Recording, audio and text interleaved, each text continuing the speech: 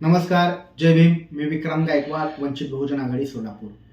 संपूर्ण महाराष्ट्रामध्ये नगरपालिका, महानगरपालिका, ग्रामपंचायत यासाठी निवडणुकीचा कार्यक्रम जाहीर करण्यात आलेला आहे.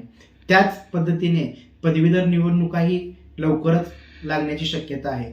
पदवीधर निवडणुकीमध्ये पदवीधर लोकांना नाव नोंदणीसाठी, मतदार नाव नोंदणीसाठीचा कार्यक्रम जाहीर करण्यात आला होता आणि त्याची 6 तारीख ही तारीख होती. येणाऱ्या काळात ही मुदतवाढ वाढवू शकते, परंतु निवडणूक आयोग पदवीधर मतदारसंघातील पदवीधर लोकांची नावे मतदाराची यादी तयार करत असताना जे तहसील कार्यालयामध्ये जमा करण्यात येते, या निवडणूक आयोगाकडे पदवीधर लोकांची मतदार यादी तयार करण्यासाठी पुरेशी यंत्रणा नाही. पुरेसं त्यांच्याकडं शक्ती नाही आहे.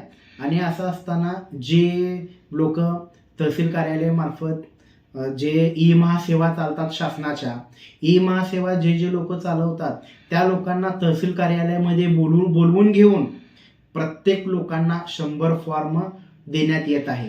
जे लोक ई महासेवा चालवतात त्या प्रत्येकाला 100 फॉर्म देऊन ही नाव नोंदणी करून द्या असं तहसील ऑफिसमधून सांगण्यात येत आहे.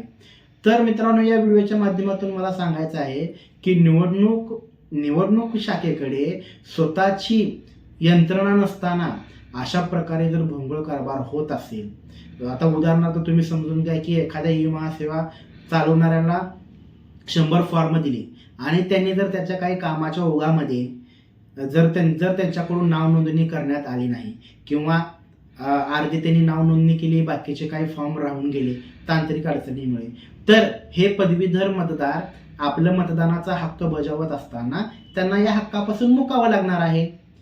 तर या माध्यमातून मला एवढं सांगायचं आहे की निवडणूक आयोगाला भानावर आलं पाहिजे, स्वतःची स्वतंत्र यंत्रणा उभारली पाहिजे. पहिलाच ई महासेवावाले त्यांच्या दाखला मिळण्यासाठी उशीर होतोय, जातीचा दाखला मिळण्यासाठी उशीर होतोय, उत्पन्न दाखला मिळण्यासाठी उशीर होतोय, विविध जे ऑनलाईन सर्व्हिसमध्ये दाखले करतात त्या सर्व बाबतीमध्ये उशीर होताना दिसतंय आणि त्यांना हे काम बोकांडी आल्यामुळे आणखीन त्यांची घुसमट होत आहे.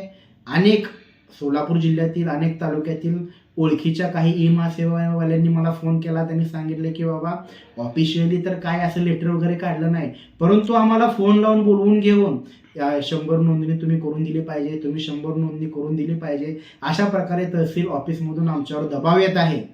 आणि असं दबावात जर हे लोक काम करत असतील तर पुढचं होणार नुकसान जाहीरच आहे. पुढे नावात काय चुकी झाली तर या मतदाराला मतदान करताना अडचण येणार आहे. कुठं काय स्पेलिंग मिस्टेक झाले हे मतदाराला त्याचं नुकसान होणार आहे. किंवा एखाद्या ई महासेवावाल्याने ती नोंदणीच नाही केली तर याला जबाबदार कोण?